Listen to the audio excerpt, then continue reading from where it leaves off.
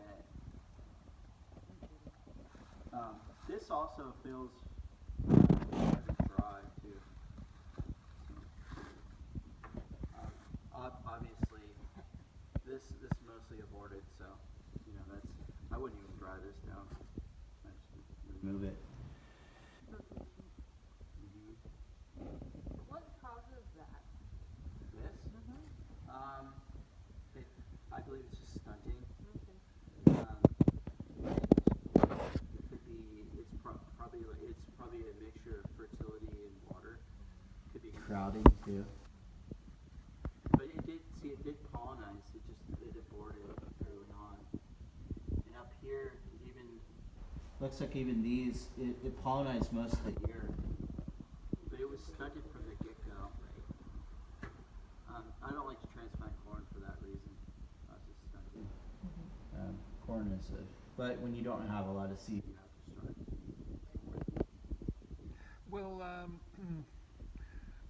Will stunting from environmental factors such as starting it in a flat early and putting it out and so on and so forth be reflected in the sort of epigenetic characteristics of the seed that emerges from the population?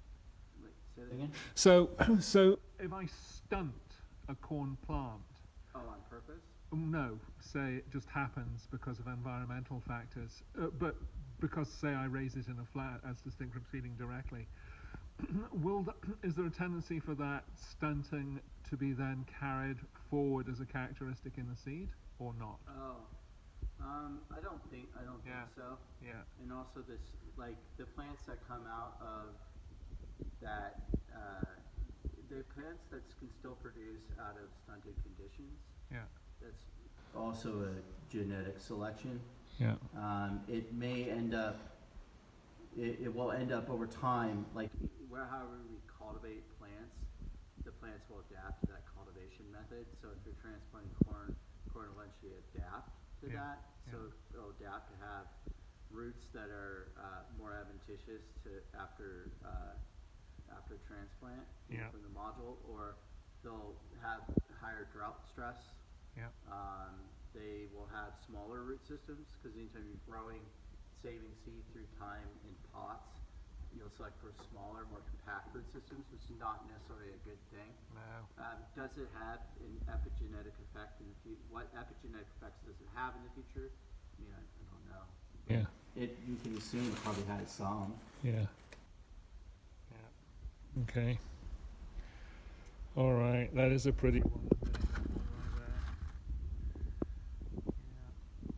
And you're saying that that tendency tends to be associated with positive characteristics in other ways. Is that a mystery, or do we know the pathways? I don't know specifics. Yeah. I just also there's always been in corn culture there's been this tradition to breed towards beauty. I think breeding for beauty is always a good thing too. Yeah. Excite people, children. Yeah. They see the food and they're like, oh wow, cool. Yeah. Because I mean that's what mass marketing does, right? They try to market for excitement. Have the candy and junk food look exciting. So we got to make good food look exciting and fun. Unless you're English, of course. Then dull, grey, bleak, cold, windy. See, here's another Boil one everything. that ended up being stunting. There might have been a feeding that happened here, or a damage that occurred right here, and then the whole thing afterward, it couldn't. My guess is it couldn't bring nutrients up to pollinize and fully produce or allow for pollination, or to fully produce all these kernels. But either way, there was something wrong. It looks like there was something wrong that happened fairly early on. Yeah. Because of these blind spots. So Yeah. I mean, this is a good candidate. Yeah. You really want to select out The atypical weirdness. Yeah. not necessarily atypical. Yeah. But Negatively more performing. atypical. Yeah. Yeah. Like we want like that one that we pointed out earlier. Like There was that one over there that was just a beautiful cob. It's by you, Nicholas. Yes, one of There's the so yellow many. ones. There's so many that are so beautiful.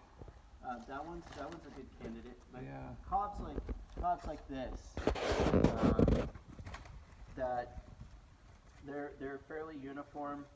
To me, it doesn't matter if There's a little curve there. they curve out a little Yeah. bit. It doesn't matter if they shoe peg or they come out of the row and they kind of stair step like bricks a little bit. To me, that doesn't matter. I think there's actually a little bit more density of food in the shoe peg, but they don't shell out as well Yeah. when they're shoe peg. Yeah. Um, Okay. All right. Well, thank you for that lesson. That was really useful. And then in terms of the size, like, we've got these ones here, for example, that they're just absolutely enormous. That's a positive, always a positive characteristic that we're looking I for. wouldn't say it's always positive. Like, Yeah. let me see this one here. Yeah. Like, so the difference between these two. So this has I think it's called the thin cob gene, Yeah. and this cob in here is really skinny, Yeah. and so it can't. The cob holds a lot of moisture, and so it can't hold as much moisture per volume as this one, who has a bigger cob. So having this thin cob gene in the Pacific Northwest is better, Yeah. because this means that its progeny will tend to impart corn that'll dry down earlier. So if you combine this with early, Yeah. for whatever traits early had, Yeah. and this trait, I mean, this also has, it's pollinized almost all of its kernels except for the top. There might have been a little feeding on the tip, that's Yeah. why. So the wrapper might not be as closed, which is, you want to have nice closed wrapper leaves so stuff Yeah. can't get in. Yeah. But I mean, it's an attractive ear. The rows are fairly straight, or quite straight. It's attractive. The rows, it doesn't have a lot of excessive rows. Yeah. This is pretty close to the ideal in my opinion. This one's fairly close too. One of the values too is I feel that I could like hand chuck this, and chuck it off in my hands, and that's something I select corn for over Yeah. time, is being able to shuck off. The northern flints, they tend to hold onto their kernels really hard, and their starch is not as flexible anyway. It's flinty, and so it's harder to get them off the cob with your hands. But there are problems, like Yeah. I would still put this in, but this is an issue that you want to fix. Continue to look at fixing, Yeah. or at least figure out what's going on. Develop a hypothesis. But if you do big cob and big cob, so if you take like this cob, and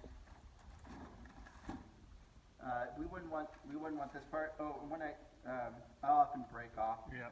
too, because then you don't have to dry that part down. But if I take this and this, it will tend to go to something medium. So it's called regression to the mean. So if you take big and small, so since corn is so outcrossing, and like I said, each kernel requires 2 pollens Yeah. to produce. That's why. You're going to head towards the mean quite Very quickly. Yeah. Yeah, quite quickly. So Yeah. corn adapts very quickly to Stewardship the way that you and cultivate, the environment, waste, everything. everything. Wow. And so Yeah. if you do this and this, you're going to head towards something like that, which is fine. But if you have, where's that big one? Yeah, but if you do this and this, then you might head towards something that is like quite similar. Yeah. But of course, in a bell curve, you could end up with something you could end up with something smaller. It's within the possibility, but you could end up with something a bit bigger.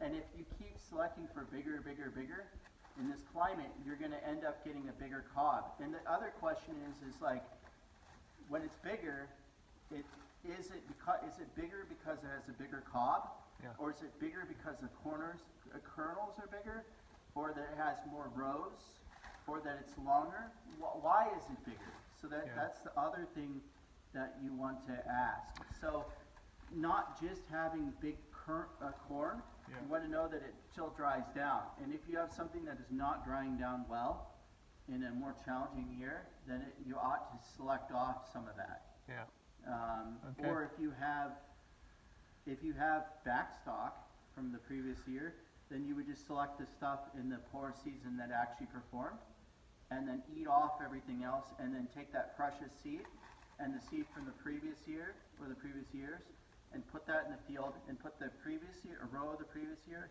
a row of the last, subsequently previous years, and then a row of that previous year in the challenge, and alternate them, and then save off by row, because you know that they're different seed lots, and so you can, in that row, you save off the best individuals from the previous years of selection, because you'll find you'll make selection very quickly in corn, and then from your year that is more of an segregated, more of a narrowed population, then you could actually be very selective in what you take out, because you still have your total diversity. One of the themes that's consistently coming up in terms of our conversation about this population is how quickly corn will respond to stewardship, given its essential character and the way it behaves. Right. Yeah, that's really fun to hear. Like, another thing is, this produced well. I mean, for the most part, but it had that little tip on the end. And this is a smaller cob, so when you're looking at, it's good to have a fairly good idea of how many plants you had in the field in a season, and then you select off the ones that have deleterious traits. Because each cob is an opportunity to gain, some food, and so you don't want to lose that opportunity with things that aren't producing well, or adding into the population bad traits. And so you want to select off those as soon as you can. And then a short ear like this, it does. It produced fairly well. It had that little tip problem though, and you think of things as like, what are the pluses? Each thing, and keep in your mind, like, what are the things I want to see more of? And each time I see it, that's a plus. And what are the things that are demerits? So like, if it's missing a row, like, or the kernels are gapped weird, or they're blind kernels, or kernels that did not fully develop and abort, or if the cob's too big, or the cob is too small, like, those are all demerits. And so then if something has too many of those, that came from the maternal tissue, and so you can get rid of, you should eat that, not put that back in stock seed. So in this case, this is, in my opinion, it produced a decent ear, but unless if you needed smaller ears in this climate, which I don't think you do, I would remove this from the I would not plant corn from this.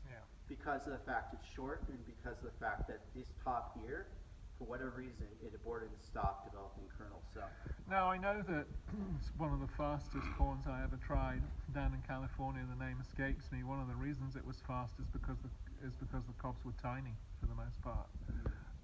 And is there a relationship between smallness of cob and earliness that's direct? Okay. I mean, it's like any kind of fruit. The smaller the tissue, the hotter it can get, and the warmer it can get, the faster it can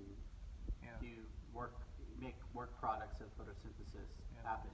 And so in this case, it's starch and oils and producing the seed. So if I was say moving to a high montane region and wanting to grow corn, I would naturally lean towards the smaller cobs. And also you would want to combine the thin cob ones with the small cob ones. So because you could impart the good traits of the smaller cob.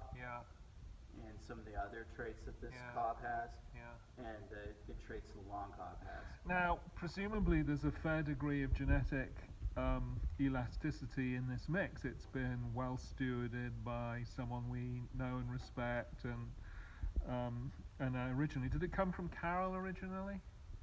Did Carol? Did Yeah, this oh, population was it originally Yeah, out it of was Carol? Andrew. Oh, yeah, but did it before Andrew? Did it come through I Carol? think it came out of some stuff that might have been related. Okay, Yeah. all right. So we know that we basically know that the stewardship lineage in this population is very high. If you were, is it so? For example, if I wanted to adapt a population, well, obviously we've got to go with the OP thing right from the start. But if I'm moving somewhere and I'm looking to adapt a particular population, are there specific characteristics I'm looking for in terms of signposts for a capacity to co-adapt to an environment fast and well? I would guess if you're going to move to a new place, you Yeah. would want to discover which kind of corns people have grown there. Yeah, If you're growing in a drier place, you'd want dryland corns. yeah, If you're growing in a wetter, colder place, you'd want shorter season corns that had just resistances to pests and diseases yeah, in the ear a little Yeah. bit more, especially fungal stuff. And you would want to choose corns that had more genetic plasticity Yeah. than one that had been very inbred or at least very adapted to a spot. yeah, It'd be harder to adapt that over time. yeah, yeah. All right. Or you could take a mixture of corns that did somewhat well and just blend them together into a new composite corn. Yeah, Because this is what this is. This is a composite yeah, corn. yeah, yeah. Well, that's one of the reasons. I think. All corn really is composite corns. Yeah. That's how corn works. All right. Thank you, Chris.